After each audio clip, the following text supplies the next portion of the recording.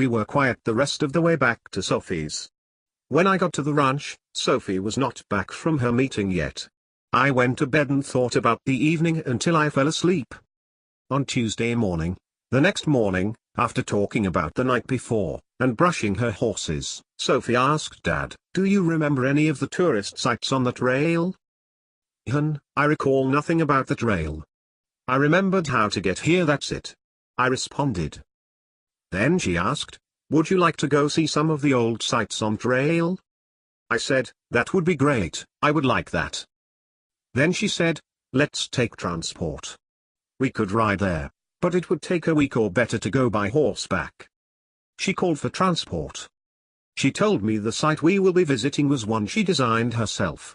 Each rancher in Fernwood used 40 square miles to design and build a site of their choosing within trail. Since most of the people living in Fernwood boarded horses, they hoped it would add to the experience of the riders who used the trail. I was taken back when we pulled up to a well-constructed ghost town, including tumbleweeds. The city sign was placed atop a crossbeam attached to 2 wooden poles. It read, "Welcome to Sophia." We both laughed. Then, she said, "You don't remember this, Dad?" "Sorry, hon, I don't, but it looks amazing." Then, she said, "This is one of 5 towns I have designed within my 40-mile allotment." The town looked to be hundreds of years old. Half the windows were broken, and a few doors hung halfway off their hinges. Several tumbleweeds were making their way down the dirt street. I could smell the dust.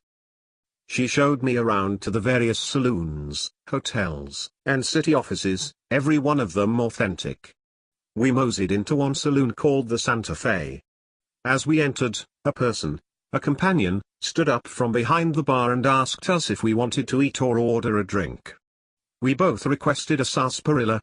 Sophie informed me it was the most famous drink on the trail. Then she turned and said, "It is always the simple things that remain, Dad." This town, although a ghost town, is completely functional. Visitors can stay in the hotels, eat at the diners, saloons, buy trail grub, and other desired items. It even includes a gift shop for those who want to remember their experience. As we entered, if you noticed, there was a blacksmith shop to the left with a couple dozen stalls to put the horses overnight. We picked out 2 cowboy hats, walked over to the sheriff's office, and sat in 2 chairs put out front. We remained there for a while as the town filled up with trail riders. Several stopped to ask us for directions or information, which Sophie answered without missing a beat. Of course, she knew the area well. As she finished giving directions to a group of riders, we heard a thunderous sound of hoofbeats coming from our right side. A group of cowboys came riding full throttle through town. They rode up to the saloon we were in, dismounted and entered. I looked at Sophie with a questionable look on my face. She explained, "Don't worry, Dad, those cowboys are part of the experience. They're a group of companions who ride into town regularly to add to the excitement for the tourists. I like to make it as authentic as possible. Wait for the shootout," she said, chuckling. She continued, "If the town is empty, people will have to use their imagination what it was like back in the days of an old western town. Out of the corner of your eye, you might see a shadow, a reflection in a window of someone moving around, a child laughing or crying, with so many eerie little things the imagination can conjure up. This little ghost town will cater to anyone." Just then a stagecoach came rolling through town. The whole town stopped to look as it pulled up to the stage office. Sophie turned and said, "The stagecoach is one of 16 that travel between the 5 towns I have designed. 4 of the towns are at each of the corners, and 1 town, actually a fort, is built in the center. Anyone who wishes can ride the coach to any of the other 4 towns. It takes 4 hours to travel to one of the corner towns by stagecoach, and 2 hours from each corner location to travel to Fort Myer, which is the fort in the center of the site. With exception of the Fort Myer run, it stops halfway to change horses and allow passengers to eat. You can turn around at each checkpoint, but either way the outside trip is at least a 6-hour commitment by stagecoach." Then she said, "Let's walk to the other end of town, I want to show you something else." We took at least 20 minutes walking to the other end. Once there, Sophie pointed out two sets of railroad tracks. Not only was there a stagecoach line, 6 trains travel to and from the other towns. As we walk up to the boarding platform, a clerk came out of the station and stood beside us. The station had 2 boarding platforms, one on either side of the tracks for those traveling in different directions. The clerk said as he drew out his pocket watch, "The train should be here in 5 minutes. Are you folks traveling today?" Sophie replied, "No, I am showing my dad the town, maybe another time." He responded, "Okay, Miss Sophie, no problem, maybe next time." I heard the whistle blow off in the distance. I said, "I would like to wait for the train to arrive at the terminal." "Okay, Daddy." 5 minutes later we could see the train off in the distance coming around the bend. Sophie explained that the tracks were not just 4 straight lines between each town, but they zigzagged through the forest, waterways, and mountains, as she pointed to a small mountain range to the north. The train pulled into the station. It was a magnificent rendition of an old steam locomotive. It looked authentic, pulling 3 passenger cars, a private car, and a caboose attached to the end. I immediately thought of art. I asked, "Is this train original?" "Yes it is," she replied. I grabbed my chin as I put 2 and 2 together and said nothing more about where she got the trains. I already knew at that moment. We stood there as passengers disembarked. The train would not leave the station for another hour, providing travelers the time to board.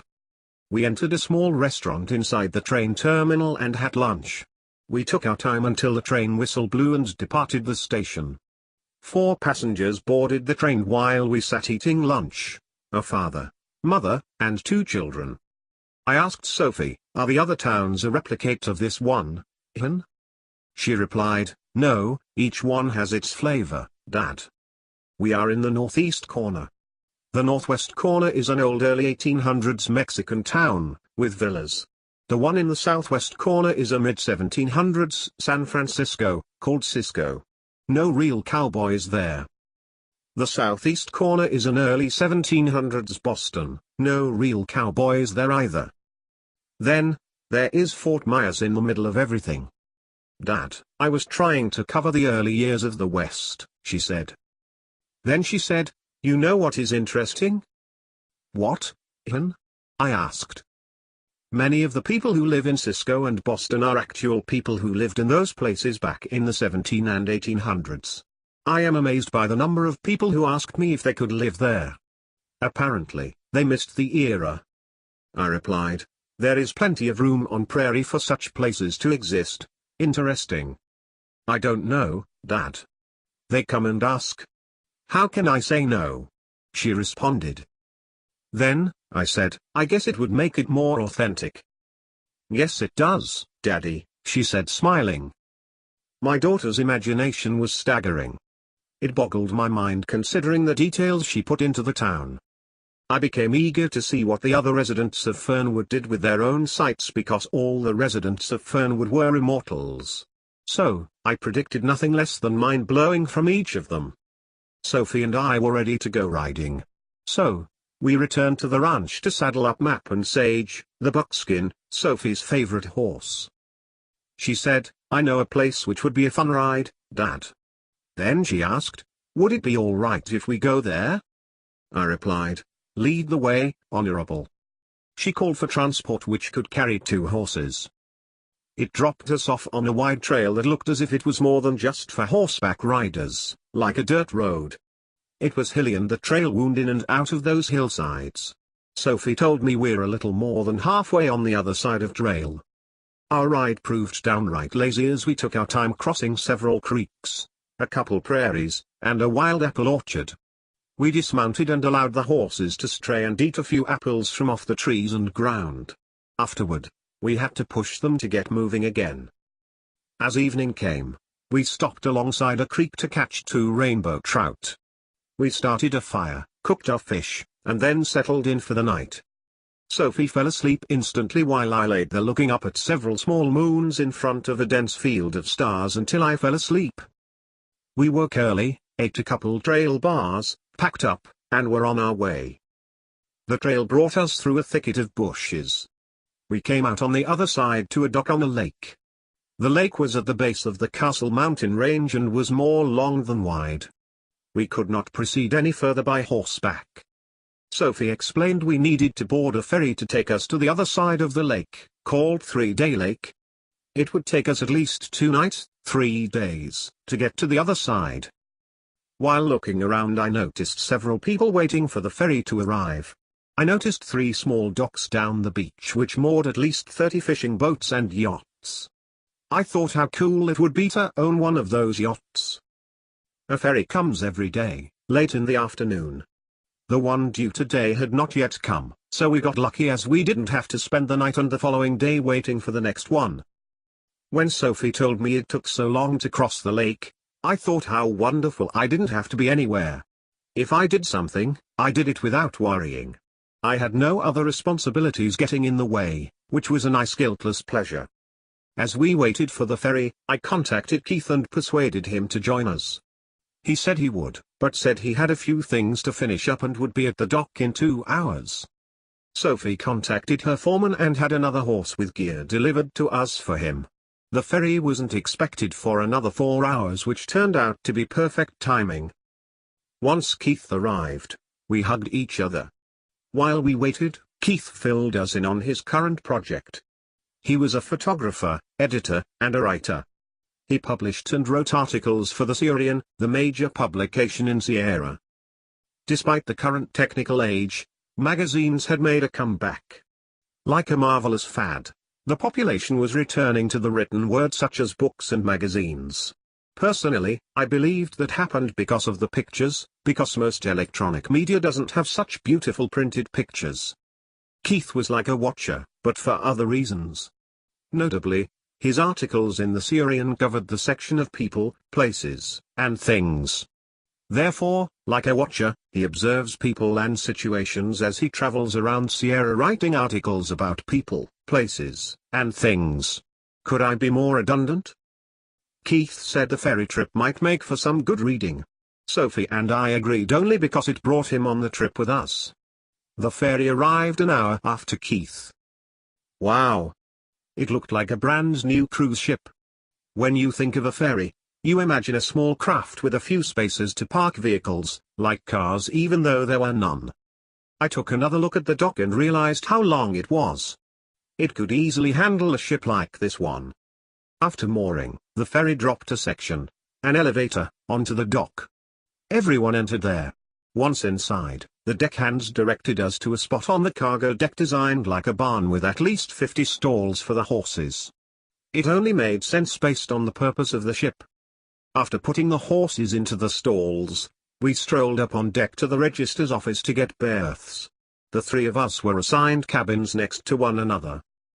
My cabin was extravagant and comfortable, although I would not have predicted to see such accommodations on a ferry. It reminded me of an expensive yacht or cruise ship. The middle of the room contained an inviting king-size bed next to a spacious sitting area and kitchenette. The bath was oversized and introduced a big brass and tile shower. According to Sophie, all the cabins were similar. The ferry stayed at the dock for 3 hours so anyone close enough could catch it. The top deck, forward and aft, was open for viewing the scenery. Both ends had small restaurants open 24 hours a day. We parked at a small outdoor table and ordered a late lunch while waiting to set sail. Keith pulled out his camera and took pictures, and we smiled for him. All I can report is once the ferry got underway, my vocabulary became 3 expressions: wow, look, amazing. The lake stretched 215 miles, and at places, up to a half-mile wide. Mountains enclosed both sides. Those mountains often protruded straight up out of the water to heights of 5,000 feet or even higher. Most were snow-capped, with crescent valleys in between, full with abundant wildlife. Many of the valleys contained rivers that ran from October Bay to the lake, delivering many species of fish that spawn along the rivers or in the lake. The bears were particularly fascinating as hundreds of brown bears fished in those rivers as they cascaded down into the lake. If anyone on board wanted to fish, The ferry would come to a stop each day. The crew would offer fishing gear so anyone interested could do so. It stopped for 3 hours each day. A platform came out from the stern and lowered down close to the water so the fishermen could stand on it to fish. They designed the platform, so no one had to wrestle their catch up a lengthy distance out of the water. 3-Day Lake was popular for fishermen wanting to catch the 300-pound sockeye salmon it offered. The crew encouraged and accommodated anyone interested in hooking one. Keith took pictures as we made our way down to the fishing platform. Since the ferry kept any unwanted fish, we tested our luck. I wasn't interested in keeping the fish, but wanted to catch one. The first one hauled in was always the most exciting, especially when Keith was the first to catch one. It weighed in at 223 pounds. Next, a man from Commerce caught a 250-pounder. It took both of them 20 minutes to get their catch onto the boat. It was impressive how they both worked the lines to keep the fish from tangling. As soon as they brought them in, a woman in the group hooked one. Most who tried fishing caught a fish except Sophie nor I caught one, but it was fun watching the others pull in their catches. Eventually, the ferry got back underway after granting the customary 3 hours of fishing. 14 sockeye were caught during that brief period, none under 200 pounds. Sockeye was the best salmon for smoking. When I asked one of the other fishermen what they planned to do with their fish, he said he intended to smoke it, as I expected. The ferry provided a galley for those who wanted to keep their catch, so the fish could be cleaned and cut in whatever preparation the person hoped. Smokers were accessible at either dock to smoke their fish. The dock crew would store it until the owner came back for it, or they would ship it to the fisherman's address. The dock workers were experienced at smoking the fish. As the three of us stood on the observation deck, we spotted several boats, long-line fishing boats, with their lines dropped into the lake. Keith told us the names on most of the boats were particular seafood restaurants. Right after informing us, we passed 2 floating platforms with the same names with several of the fishing boats tied up unloading their catch. Several transport vehicles sat ready to carry that catch off somewhere else, evidently to those same restaurants. At night the main lounge offered movies with sodas and popcorn. We inquired if they had any of the adventure movies, one of Jesse's in particular. The media center didn't have adventure videos on board, but not an obstacle. The media officer had it beamed in. So, we entertained ourselves with an adventure movie and Jesse in the leading role. Honestly, we got the chance to laugh, but overall it was well done, and I was impressed with him. Of course, I was. After the movie, we retired for the night. Except Keith, who stayed up through the night writing and going over his photos. He told us the next morning how he would generate more interest in this trip as he planned to write an article for the magazine. Also, he expected to send a video crew to take the trip for a video documentary. We ended up spending 3 nights on the ferry because the other passengers convinced the captain to spend most of the second day fishing, setting us behind schedule. The captain could do so per his discretion, and we didn't disagree, so the captain allowed it. Apparently, the other riders on board were avid fishermen, of course. We arrived at our destination early in the morning. The other group of riders left before we did. It was my transgression as I didn't want to get out of bed and took my time getting up and ready. As we disembarked, Sophie got in contact with her head ranch hand about the youngster she was training. At the same time, Keith contacted his secretary at the magazine. He was delivering a list of items he required when he got back.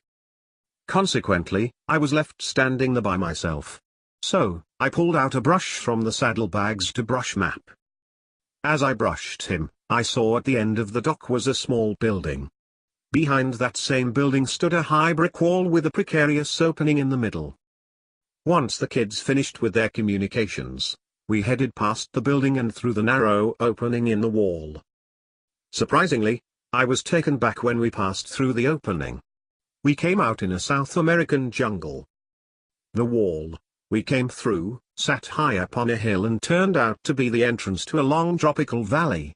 On either side rose 2 high mountains which protected the lake from overflowing into the jungle below us.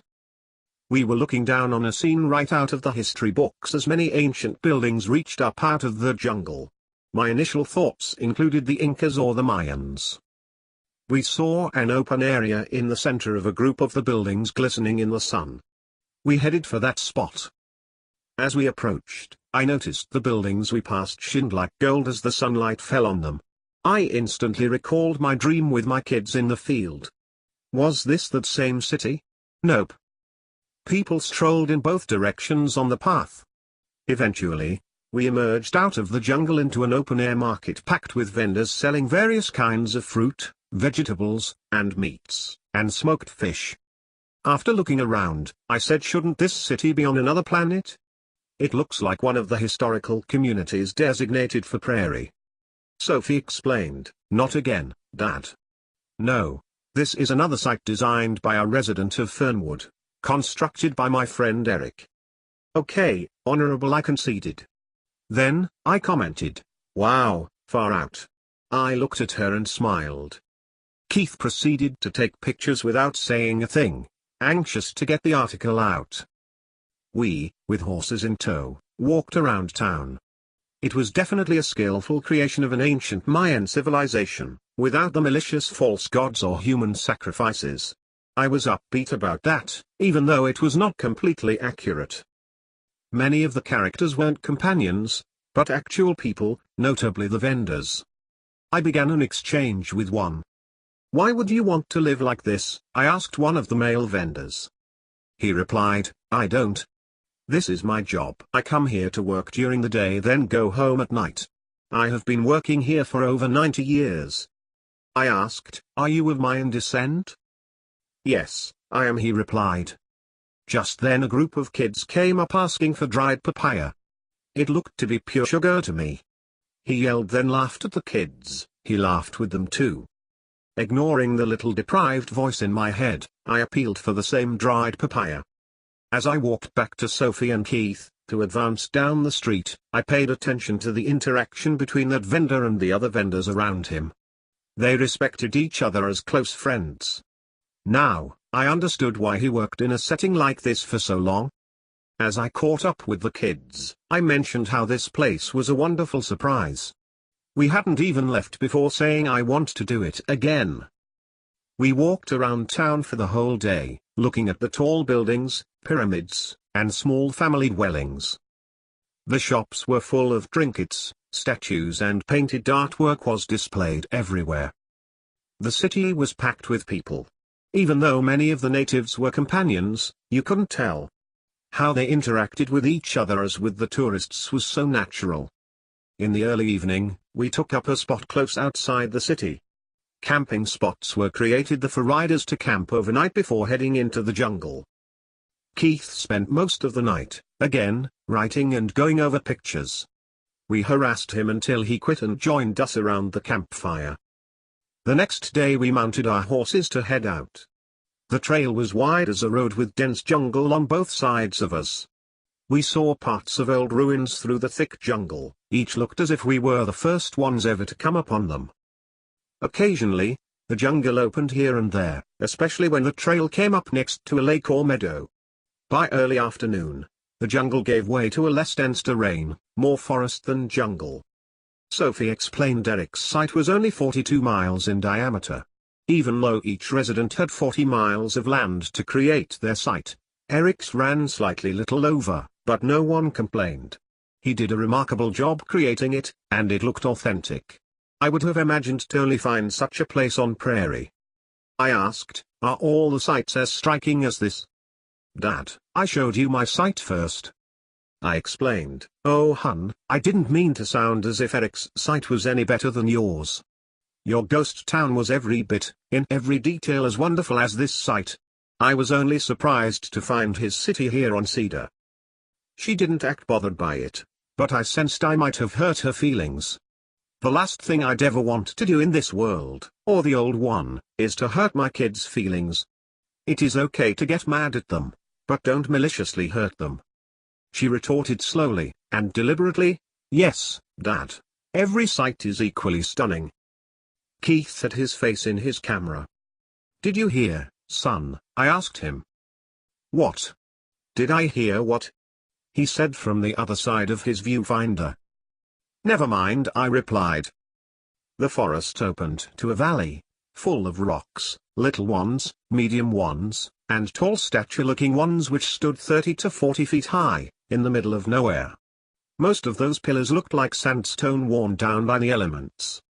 I love rocks, I love rock hounding. Unconsciously, I stopped, dismounted map to have a look at the ones that fit into my hand. Among the rocks, I found several gold nuggets. Obviously, I picked a couple up only to toss them back, being more interested in finding thunder eggs so I could crack them open to see what type of crystals hidden within. During my mining expedition, I found 2 thunder eggs, and put them in my saddlebags to take back with me. I would plan a whole trip to go rock hounding, several trips. The terrain was rocky for the rest of the day. The sun got hot during the late afternoon. We stopped to sit in the shade of a group of tall sandstone pillars. After a while, we built a camp right there. I noticed scorpions running round and under the rocks. So, we slept in hammocks to avoid any creepy crawlies, with one eye open. We tied our beds to ancient Jacob trees that were close enough to tie the ropes. I got up early in the morning and built a fire to make coffee because it was chilly, almost too cold. When Sophie and Keith got up, we talked about our plans for the day. The 3 of us were ready to end the trip. We took the time to drink our coffee and eat breakfast before we left. For some reason, I felt compelled to go home. Keith called for transport first.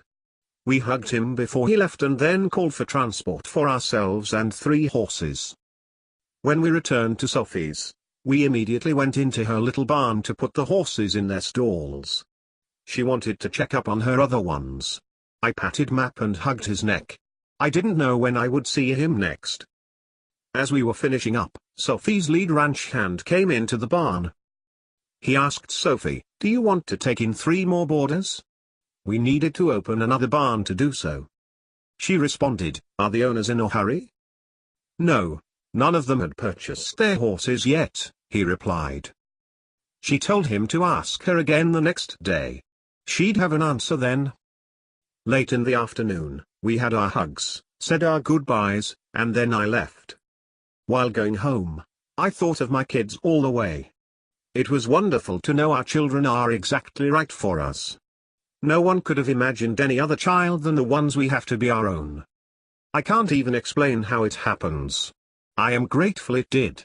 Because of such a perfect phenomenon, I understood how important it was to lead them to Christ. I refuse to imagine one day in heaven without them. That would be impossible. Imagine one day in heaven without them. That would be impossible. Imagine one day in heaven without them. That would be impossible. Imagine one day in heaven without them.